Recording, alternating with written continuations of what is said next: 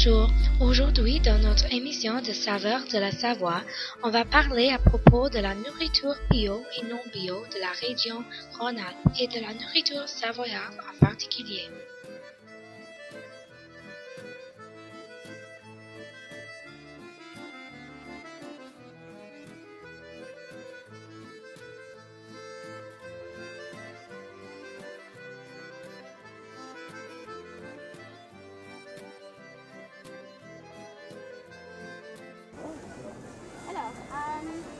Aujourd'hui, il fait très beau, mais quand c'est l'hiver, comment est-ce que vos nourritures se diffèrent?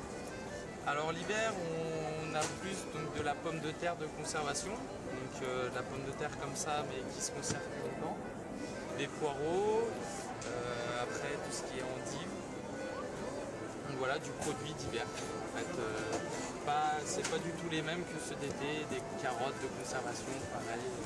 Oh, c'est la même. Alors, est-ce que c'est différent comment on fait les nourritures pour pousser? Alors c'est différent, oui, parce que donc, en hiver, on va plus utiliser les serres. On va plus cultiver sous les serres, alors qu'en été, on est plus dans le plein air. Donc, voilà, les haricots sont au plein air. Voilà, alors qu'en hiver, donc, on a plus de. Toutes les salades sont sous serre. Et c'est tous les produits bio ou non bio? Alors on n'est pas en bio, on est en agriculture raisonnée, c'est-à-dire qu'on essaie de limiter au maximum les produits chimiques. Et comment est-ce que vous faites cela? D'essayer de limiter? Oui. Et ben, par exemple, tout ce qui est pour la pollinisation des tomates, donc on utilise des abeilles, donc on achète des abeilles dans le commerce, ça s'achète, voilà. Ensuite, on essaye, donc, si on traite, on essaye de traiter le produit à la base, donc quand ils sont plus petits. Et est-ce que vous préférez les produits bio ou non bio pour vous-même? Pour moi, moi je suis le fils de l'agriculteur, donc moi que ce soit bio ou pas bio, c'est pareil. C'est voilà. Pour moi, un produit bio, un petit pois bio et un petit pois comme ça, ils auront eu exactement le même nombre de traitements. Mais voilà. Après, c'est juste le prix qui change. Très bien, merci.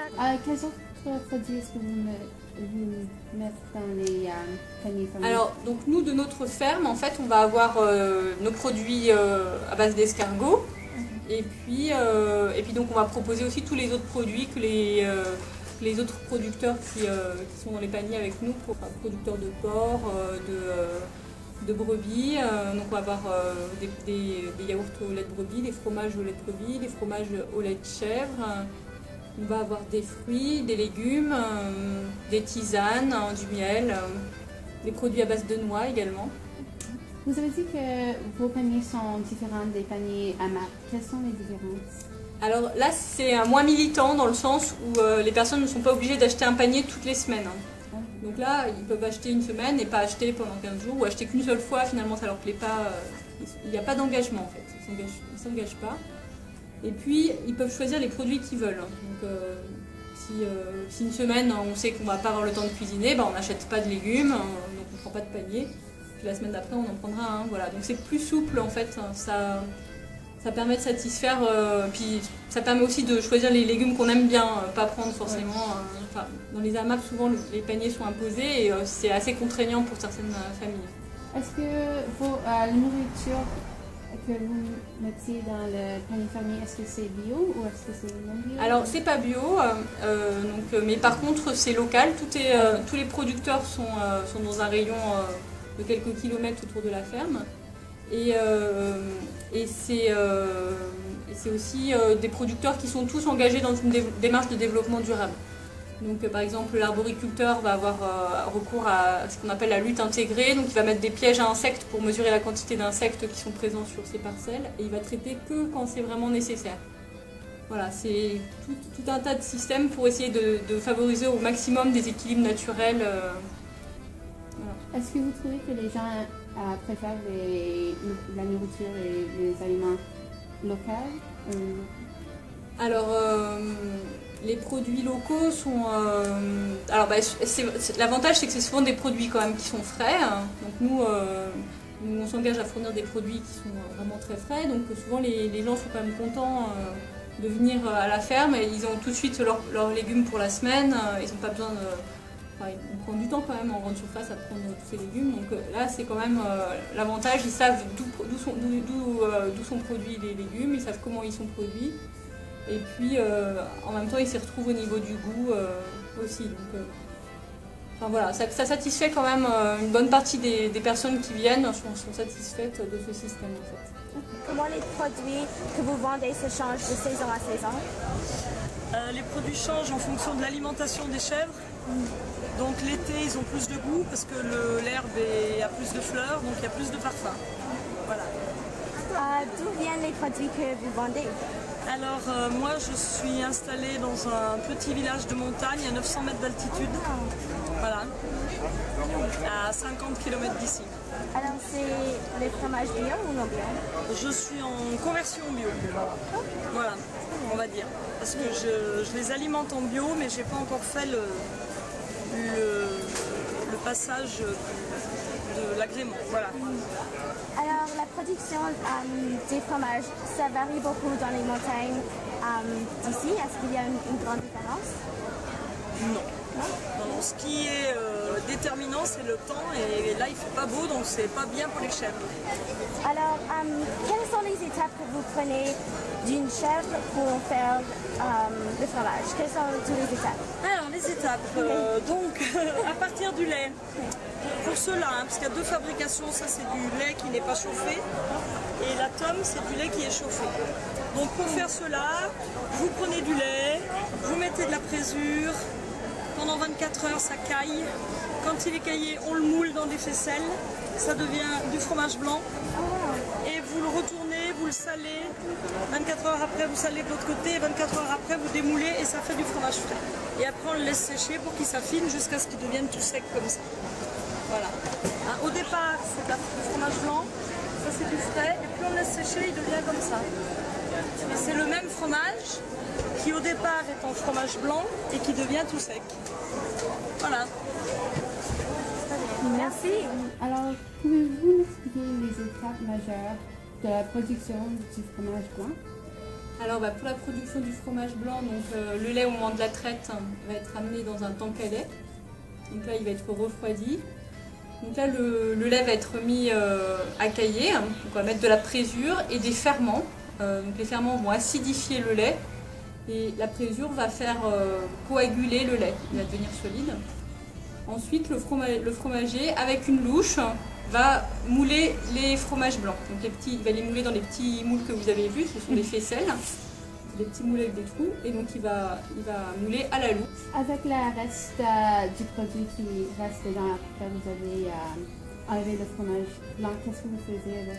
Après avec le reste du lait, on va fabriquer de la tome, donc de la tome de Savoie, que vous avez pu déguster. Donc ça va être une tome, enfin voilà, c'est un fromage à croûte frottée en fait. Donc, on va d'abord mettre le lait dans une grande cuve en cuivre. Ensuite, ce lait va être légèrement réchauffé. On va ajouter aussi des ferments. On va ajouter de la présure, quand même pas mal de présure. Le lait va coaguler assez rapidement, au bout d'une heure. Et ensuite, on va le couper en petits morceaux. Avec le tranche caillé, on va le couper jusqu'à obtenir des petits grains de la taille d'un grain de riz. Et ensuite, on va, avec un système de pompe, on va pomper le caillé et on va mouler les tomes. Donc ça va être comme les faisselles, ça va être des moules un peu plus gros avec des trous. Et donc on va mouler. Et donc le liquide qui va s'écouler, c'est le petit lait, c'est le lactose et l'eau en fait du lait.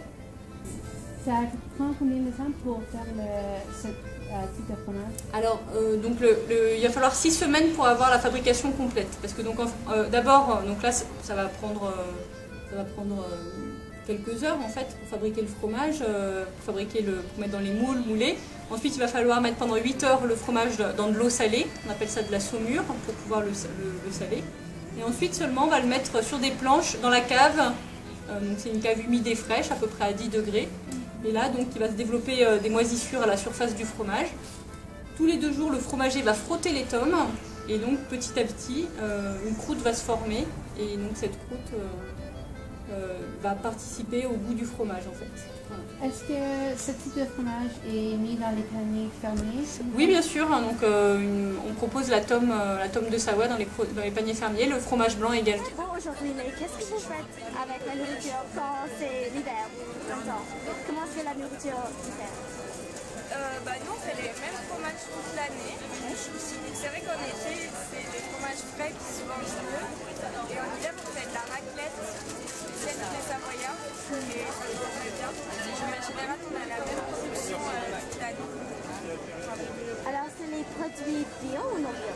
On n'est pas bio, on n'a pas le label, mais ils essayent quand même de faire un effort au niveau de l'environnement.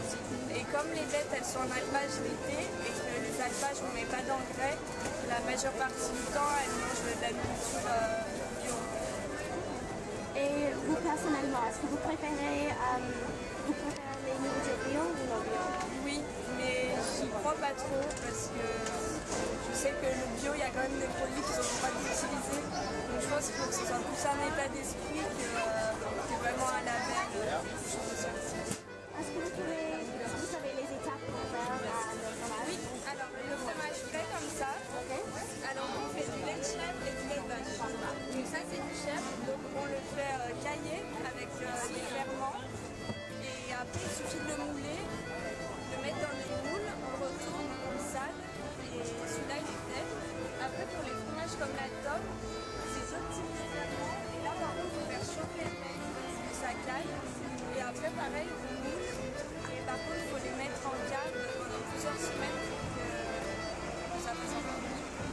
Comment est-ce que le fromage se varie du lait d'une vache et d'une chèvre? Comment est-ce que c'est différent?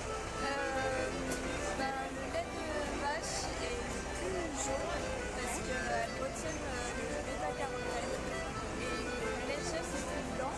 Mais après en fait c'est la même quantité de matière grasse parce que ça reste du fromage. Et puis c'est le goût qui change. C'est quand même particulier. D'accord, merci.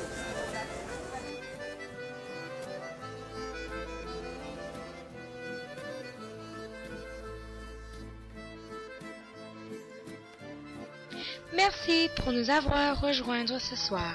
À la prochaine, on va parler des vins et raisins de la Savoie. Bonsoir.